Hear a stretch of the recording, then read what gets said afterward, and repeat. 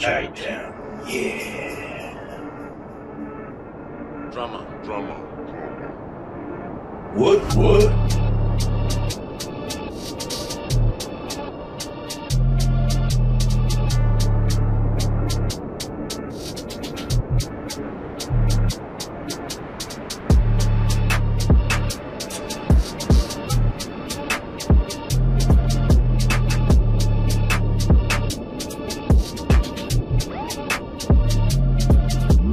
Purchase your tracks today.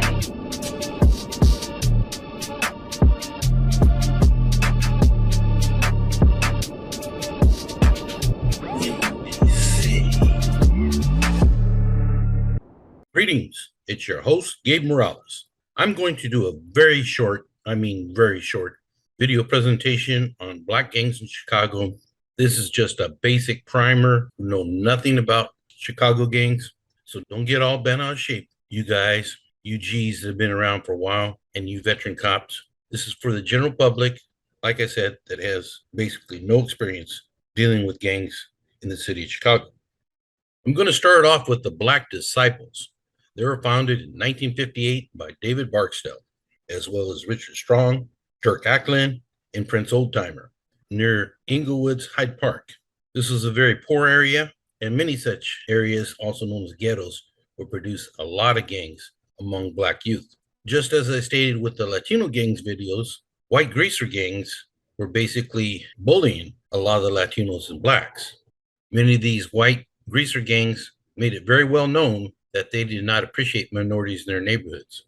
And they showed this by putting things like swastikas and Ku Klux Klan symbols on their business cards, as well as on their sweaters and jackets. Now, don't be confused. The black gangs and Latino gangs also preyed on the white teens. But basically, it boiled down to racial hatred, which, as I said many times before, is a big catalyst for a lot of these gangs. But even though they all say that they formed to protect themselves from other races, they almost always hurt and kill their own. And this includes black gangs. It is mostly black gang members killing other black gang members. The first archenemy of the Disciples was the Rebels, which was a white gang of greasers that ran in the Inglewood, West Inglewood, and Gage Park areas. At that time, it was said that there were as many as 2,000 rebels, and they wore the Confederate flag on their back and did not hide the fact that very racist towards blacks and Latinos. But like I said, black gangs will fight other black gangs. And so the Black Disciples also fought with gangs in Inglewood like the Egyptian Cobras. The Disciples also fought with the Blackstone Rangers that had settled along Garfield Boulevard. The Blackstone Raiders would eventually become the Blackstone Rangers and then turn into the Black P-Stones, which turned into Rookins and now are mostly Black P-Stones again. I'll get into that later. So in the late 1950s to early 60s, the Black Disciples began to recruit and became very powerful. It was in 1961 that a 14-year-old David Barksdale took over leadership of the Devil's Disciples, which was basically the Inglewood branch of the Black Disciples. Now, it should be clear that David Barksdale was only the leader of his faction. All the other branches of disciples had their own leaders. At the same time that David Barksdale took over power of the disciples, an individual named Richard Strong and his family moved into the Cabrini Green public housing projects. It was mostly ran by small gangs of youth and also had a presence of Egyptian Cobras. Strong developed quite a following in no time, and he recruited several youth in the projects to become Devil's Disciples. And this is the story of how the Black Disciples and Gangster Disciples first landed in Cabrini Green. By 1965, the Devil's Disciples were the largest gang on the south side of Chicago, even though they started after the Blackstone Rangers started. The Rangers were not as large. They only appeared so because they were more outspoken to media outlets. Way back in 1965, two other individuals that would move on to become part of Chicago gang fame were Jerome Freeman and Larry Hoover. These two were actually good buddies, and they made the Supreme Gangsters and Black King Cobra's allies. Until in 1965, when Jerome found out that Larry was messing with his girlfriend behind his back. Larry actually wound up in a long-term relationship with her, but Jerome never forgot it and started a war with the Gangster Disciples over it. In fact, in 1974, when King David Barksdale died, Jerome Freeman used that incident as an excuse to take about 1/3 of the BGDs to war with Larry Hoover's faction of about 2/3 of the BGDs in a bloody civil war that lasted from 1974 to 1976. It was due to that war that a splinter occurred in the BGDs, and Jerome King Shorty Freeman, the leader of the Black Disciples, while King Larry Hoover became the recognized leader of the Gangster Disciples. In some parts of the country, word must be slow to catch on. For instance, in Seattle, when I arrived back in California in 1993, many of the Black gang members called themselves BGDs. In fact, I've documented more BGDs in Seattle than any place west of the Mississippi. There are several hundred, perhaps as many as 1,000, just in the Seattle King County area alone. But eventually, once they found out the real deal about gangs in Chicago, they started identifying themselves as just gangster disciples. But police were even slower to catch on. They continued identifying BGDs well past the year 2000. Meanwhile, the Robert Taylor Homes public housing project, run by gangs like the Egyptian Cobras, which became the Cobra Stones and later named the Mickey Cobras. I'll talk about that in just a while. An individual who was only 14 at the time, who was a Black disciple vanguard, was Michael Mickey Bull Johnson. He had moved into the Robert Taylor Homes projects in 1966 and became one of the first disciples in that area. Mickey Bull must have made an impact because he put disciples in the Robert Taylor Homes on the map for a long time, and he was considered the leader of all Black disciple operations in those buildings. In spite of peace talks, by 1969, King Larry Hoover had enough of the Black Peace Stones and had made alliance with David Barksdale instead. It was David Barksdale and Larry Hoover working together, which combined forces of gangster disciples and Black disciples who worked together as the Black Gangster Disciple Nation. And both were considered equal kings, and they still both ran their own factions. So this was more of an alliance than a single gang. Prince Oldtimer was made the Prince of the Disciples, while Prince Tennessee was made Prince of the Gangsters. Again, this is just an alliance, but the combined concept was enough to hold off gangs like the Stones and the Vice Lords. In June of 1969, the Vice Lords, Black Peace Stones, and the BGDs got together to form a Black coalition known as Lords, Stones, and Disciples, or LSD. Now, isn't that a trip? No pun intended. You got to remember, this is the late 1960s. And so there was a lot of moves by groups like the Black Panthers, who were led by a very charismatic individual named Fred Hampton as the head of the Chicago chapter. This was just one of many factions of the Black Panthers at the time. In fact, the Black Panthers had a breakfast program near the High Point Projects where I grew up. Fred Hampton was a victim of J. Edgar Hoover's COINTEL program. And after his Panthers got into a shootout with Chicago PD, the Fed stepped in to bring down him and his ally, Mark Clark. Authorities raided Fred Hampton's apartment where it was said he was sleeping, but others in the apartment fired on police, who fired back, shooting several people and killing Hampton. And you can see by this picture that Chicago police were not too sad about it either. This occurred on the early morning hours of December 4th, 1969. Mark Clark reached for his shotgun before taking a bullet through the heart, while Fred Hampton was gunned down while he was asleep alongside his 8-month pregnant fiancée. Ballistics later showed that police fired more than 90 bullets, including machine gun rounds. By the time it was all over, 4 young Black Panthers were wounded, and the 2 I mentioned, Mark Clark and Fred Hampton, were dead. It was later found out that there had been a police informant in the Panther organization in Chicago who actually was Fred Hampton's bodyguard and driver. While this individual denied it, later on, when the information was known publicly, he committed suicide. So the death of Fred Hampton in the end of December 1969 and other instigators, some government plants and some just egomaniacs within the gang structures, led to the LSD coalition being disbanded by 1973. In the 1970s, Cabrini Green was run by different gangs, including the Egyptian Cobras and Black Disciples, that ran certain buildings or floors of certain buildings. In 1971, top leaders of the Black Peace Stones were officially charged, and by 1972, Jeff Fort, the recognized leader of the Black Peace Stones, was sentenced to 4 years in prison. There was also investigations into the Vice Lords and incarceration of some of their leaders. The disciples were dealt a heavy blow when, on February 26, 1973, Larry Hoover ordered the death of William Pookie Young, a 19-year-old drug dealer in the neighborhood was stealing drugs and money from him. Hoover then ordered Andrew Howard to kill him, and Young was shot 6 times in the head.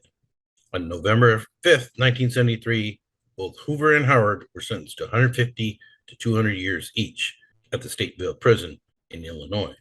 King Larry was actually in prison in 1974 when King David Barksdale began to suffer serious health problems. Many say this was due to some bullets that were still in his body from an earlier assassination attempt. And ultimately, he died on September 2nd, 1974. After Barksdale's passing in 1974, there still was a Black Gangster Disciple Nation, but that didn't last for long, as without the two main leaders, there was a lot of infighting. Meanwhile, in Robert Taylor Holmes, Mickey Bull was put in prison in 1973 for his manslaughter charges, but he only did a couple years and was released in 1975. He was still on parole when an individual named Todd White stopped in at the Robert Taylor Homes. Mickey Bull noticed that he was wearing fancy clothes and driving a real nice car. Mickey Bull highly suspected this guy was dealing drugs and not kicking down, which was the requirement for all drug dealers in his area. Mickey Bull was with one of his enforcers, Thaddeus Terrell, and Mickey Bull then ordered Terrell to kill White. Both Terrell and Mickey Bull Johnson were charged with murder, but since Mickey Bull didn't pull the trigger, he was only given 5 years for the offense. In 1976, while incarcerated, King Larry Hoover tried to resolve the disorganization between disciples and gangsters in order to carry on the legacy that he and David Barksdale had started. He dreamed of an organization and alliances that could not be stopped. And even inside prison, he asserted his authority when he organized members of the Black Gangster Disciples, Black Souls, Vice Lords, Black Pea Stones, and Mickey Cobras to organize a work stoppage strike. King Larry also organized some of the Latino gangs to become part of his Folks Alliance. As a couple of years earlier, the Vice Lords and Black Pea Stones had did the same with the People Nation and brought in groups like the Latin Kings. It was at this time in the late 70s when there was a lot of jockeying for position, and even into the early 1980s, when several gangs flipped from folks to people, or vice versa. In 1978, Black Disciple shot caller Dirk Auckland appointed Jerome King Shorty Freeman to run the organization because it looked like he was going to catch a life sentence. Even though King Shorty did not like King Larry due to the girlfriend incident I mentioned earlier, he tried to patch things up. But then another incident happened on January 29, 1981. This occurred at Stateville Prison when Black Disciple gang member George Bailey, who was housed with members of the Black Gangster Disciples, got into a beef. Bailey was known as a trustee and was able to walk around freely in much of the prison. Black Gangster Disciple leader Ernest Smokey Wilson disapproved of Black disciples working in this manner and branded George Bailey a snitch. But Bailey would not drop his position. Then Wilson picked a fight with Bailey, which got Wilson thrown in segregation. So that made him even think even more that Bailey was working with the man. He quickly organized a plot with fellow BGDs to plot the murder of Bailey. The BGDs obtained an aluminum bat, which ended up in the hands of Fred Bobo Collins. And later that day, Collins severely beat Bailey in the head with it, which caused him to be hospitalized and die about a week later.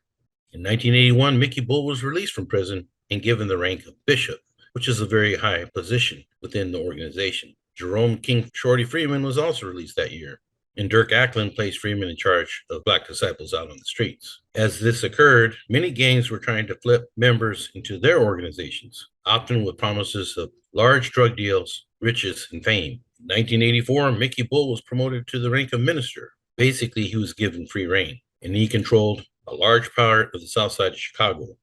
By the mid-1980s, the Black Gangster Disciples were near the end of that alliance, but it worked well for a time as they teamed up against rivals like the Vice Lords, Black Pea Stones, and Mickey Cobras, who are all part of the People Nation. The crack cocaine epidemic of the late 1980s caused even more strain between organizations, as tons of money was made and greed began to kick in with many individuals and gangs. Competition for drug sales was intense, and gunfire often resulted.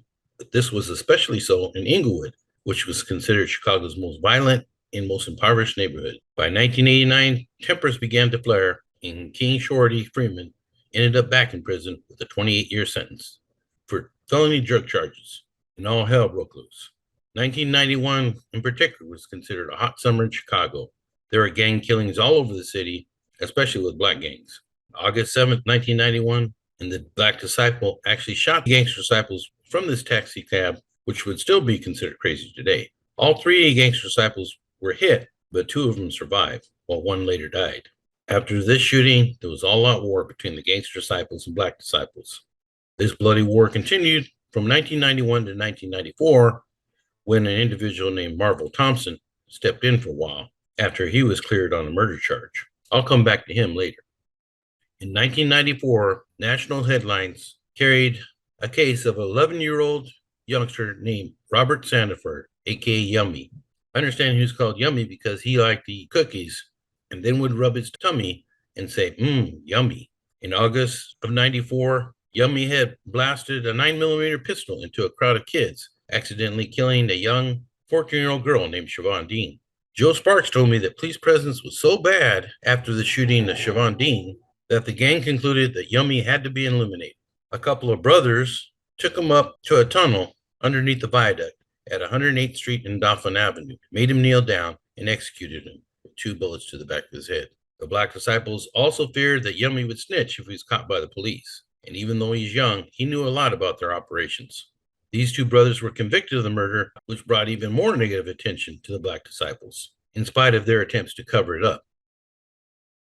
In early 2000, King Shorty announced that he was abdicating his throne, but many in law enforcement were skeptical. Nevertheless, he paroled in 2005 and died as a free man in 2012.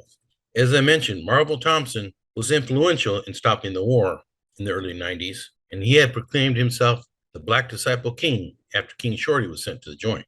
Thompson was part of the new generation of gangsters, and he used computer technology to his advantage and made Donnell Scandalous Jahan one of his right-hand men, who oversaw Black Disciple headquarters known as the Castle, which was an apartment complex located on 16th Street and Normal Avenue.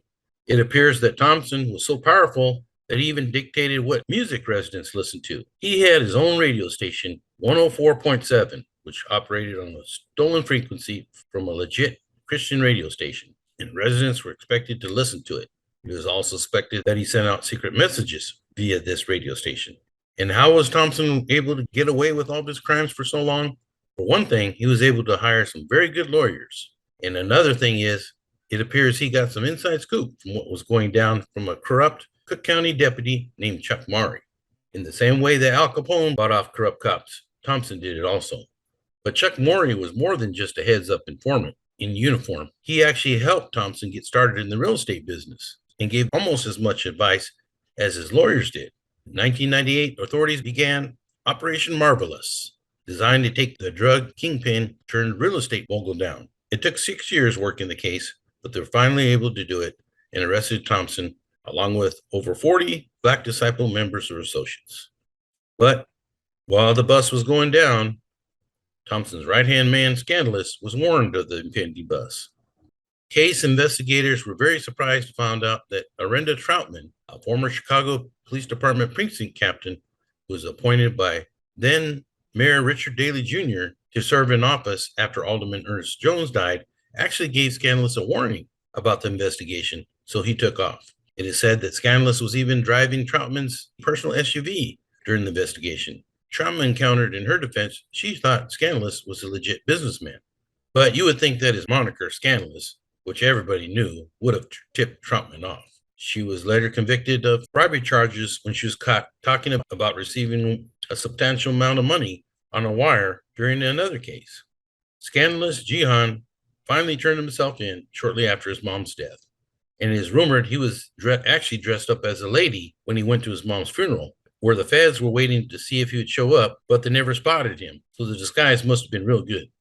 In 2020, a judge reduced King Thompson's sentence to 30 years after he appealed under the First Step Act. Another Black Disciple leader, Lawrence Big Law Loggins, was shot to death on February 6, 2019, while sitting in a parked car in front of his home near 72nd and Union in Inglewood. His right-hand man, Kenneth Brown, suffered a graze wound. Months later, members of the gang picked Brown to pick up their operations where Big Law left off. It is said that Big Law Loggins may have been killed by associates of the Gulf Cartel in Mexico, as he was supposed to move some dope for them that became unaccounted for, along with 85 guns. Brown later told an informant that Loggins' killing was directly related to those narcotics and firearms. And is said to stay alive, he recovered some of the missing drugs and collected about $500,000 to pay the gang's cartel connection in Mexico. according to the informant. So in order to tell the story of black gangs, you have to understand that a lot of these gangs are intertwined. The gangster disciples with the black disciples. There's even another group that I'll talk about in a minute called the Triple L's, the new breeds that were part of all that. In my introduction to Chicago gangs, I talked a lot about Larry Hoover and his evolution in the gangster disciples, as well as movements he created, growth and development, and the blueprint, which included 21st Century Vote in an effort to get black candidates elected that would support their organization and they would support them in return. And in some cases, including many cops, they believe they were partially successful in these efforts. Just as with the black disciples, the gangster disciples started off in the late 1950s in the northern half of the Hyde Park neighborhood, as well as in the impoverished southern part of the Kenwood area and Inglewood. Hyde Park and Kenwood were known to be middle class and wealthier. White greaser gangs in these areas often attacked blacks and Latinos. But as more blacks and Latinos moved in, whites moved out. They call it white flight to the suburbs. This occurred not just in Chicago, but in Los Angeles, in Seattle, and a lot of areas all over the country. And at the same time, black and Latino street gangs exploded. Just as Latino gangs and white gangs absorbed smaller and weaker gangs, so did black gangs. By summer of '69, Hoover became frustrated with Jeff Fort and his idiosyncrasies, and so he decided to conference with David Barksdale instead. And this is how the gangster disciples and black disciples joined together as the Black Gangster Disciples, as stated previously. In 1978, Larry Hoover created the Folk Alliance, which united the Black Gangster Disciples, the Black Disciples, the Gangster Disciples, the Ashland Vikings, Ambrose, the 2-6, Satan Disciples, Maniac Latin Disciples, Spanish Cobras, Imperial Gangsters, Latin Eagles, Simon City Royals, and Insane Popes to work together, at least in prison. Eventually, this reached out into the street. Right after Larry assembled the Folks Alliance, he was sent from Stateville out to the Pontiac prison. When Larry got to this prison, he saw what was going on and organized strikes there. On July 22nd, 1978, inmates rose up in a rebellion and began to riot. In the wake of the violence, 3 correction officers were stabbed to death. 17 men were put on trial, including Larry Hoover, but they were all found not guilty. During this trial, Larry Hoover was put in segregation until 1981, when he was cleared of wrongdoing. Meanwhile, at Stateville Prison, the incident I mentioned earlier between Black Gangster Disciple leader Ernest Smokey Wilson and Black Disciple gang member / trustee George Bailey kicked off when Wilson ordered Bailey's murder. After this incident in 1981, there was a lot of politics with the black gangs, and members of the Black Gangster Disciple Nation had to decide whether to follow Gangster Disciple Larry Hoover or Black Disciple leader King Shorty Jerome Freeman. But I think it is fair to say the majority went with Hoover. The 3 years in isolation between 1978 and 81 must have had some effect on King Larry, because he began to draw up bylaws directing his members not to harm prison guards or prison staff unless ordered to do so. And the entire organization was restructured. And he created a political arm called Brothers of the Struggle that was meant as an education organization for encouraging members to improve themselves and fight for social justice. But many say this was just cover for criminal activities. But Hoover must have been able to convince some politicians and correctional authorities, because by 1987, he was granted a transfer to the Vienna Correctional Center, which was a minimum security prison.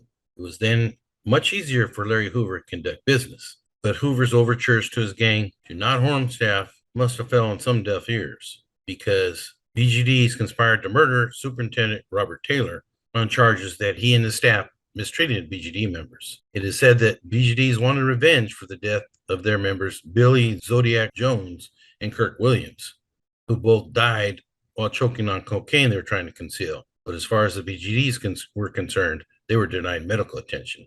In an effort to one-up his previous program, King Larry created better growth and development and declared that BGD stood for those words, and that they were only fighting to help better their community and create more successful and more productive black men and women. In the summer of 1991, BGDs gunned down Mickey Bull. After that happened, the Black Disciples got revenge on the previously stated August 7th, 1991, shooting by gunning multiple members of the BGDs in Inglewood. That was basically the end of BGDs, as factions went back to calling themselves just Gangster Disciples or Black Disciples. In 1993, the groups tried to reach peace again, but that only lasted a while before it broke out into gunfire. In 1995, Chicago police launched Operation Headache, which took down 39 high-ranking members of the GDs, including Larry Hoover and Andrew Howard. Hoover and several of his top men were convicted on charges extorting money and dealing drugs worth millions of dollars. At the end of the trials in 1997, Larry Hoover was transferred to the U.S. Penitentiary ADX Max in Florence, Colorado, and he has been there ever since. Many people have fought for Larry's release. Even while Hoover has been locked up, the Gangster Disciples have not been shut down. But in his absence, younger, often more reckless Gangster Disciples are out on the street. Today, it is believed that there are at least 36 different GD factions in Chicago. And then you have the New Breeds, or Triple Ls, were in 1972 by George Booney Black Davis, Julius Davis, Roger Collins, and Maurice Jackson on the near west side. The gang is not as well known as the Gangster Disciples or Black Disciples, but the Black Gangsters, aka New Breeds Triple Ls, have been around now for 50 years. In 1978, George Booney Black Davis was incarcerated and was upset with the Black Gangster Disciple Nation infighting. It is stated that George Booney Black Davis grew up in the Abla housing projects, also called the Village. In addition to being called Booney, he was also called Goonie, and he was very large and known as a goon who could inflict pain. He even had his own crew called the Goon Squad Gangsters, who set up operations in the Harold X housing project in the South Loop neighborhood. These Goonie Squad Gangsters existed actually before the Triple Ls did, but Booney basically organized them into the organization we know as the New Breed today. In 1972, Julius Davis organized his own crime syndicate, who became known as the Royal Family. Some members of this group were in street gangs like the Black Gangster Disciples, as well as the Vice Lords. But they put aside their rivalries, become part of the Royal Family. One of the most prominent members was Maurice King Baldy Jackson. And George Davis, Julius Davis, Maurice Jackson, and Roger Collins all became influential leaders in the Triple Ls, or New Breeds. In 1972, Roger Collins came into contact with George Booney Davis. They also hung with a guy who was much older than them, Thomas Jeepers Jefferson, who was born in 1922 and was recognized as the overall leader. In 1979, Roger Cochise Collins was released from prison and immediately went back to work, putting the Royal Family back together, reuniting with paroled members. Goonie Squad boss George Booney Black Davis was headed to prison in 1981, but was released within 5 years. In 1992, a younger group of Black gangsters broke away and started calling themselves the New Breeds, or Triple Ls. These young hoods were even more aggressive than Booney Black, and they were very active around 16th and Costner in the North Lawndale neighborhood, where they hooked up with the Black Souls. Both groups battled with several Vice Lord factions in Lawndale, as well as the Latin Kings. So while George Booney Black Davis was not the leader of the New Breeds, many of them were young relatives of Booney. And while Booney did not always approve of these young renegades, he was dealing with too much already to go to war with them. It was about this time that the Breeds and Black Disciples started throwing up 3 fingers to symbolize their gang, and we used 3 L's for the Breeds or 3 I's for the Black Disciples. Today, it is estimated that the Breeds have over 4,000 members, and they're known to go head-to-head with groups like the Traveling Vice Lords in the Village. Some of the older members have organized crime connections, like Cochise, or were just very smart elder criminals like Booney Black. George Booney Black Davis was considered the last Don, the last of a dying breed, and he was heavily honored when he died in 2009 at the age of 71. And almost every member of the New Breed Nation showed up to pay respect. That concludes part 1 of Chicago Black Gangs. Part 2 will follow soon on this channel. Thanks for watching, and see you soon.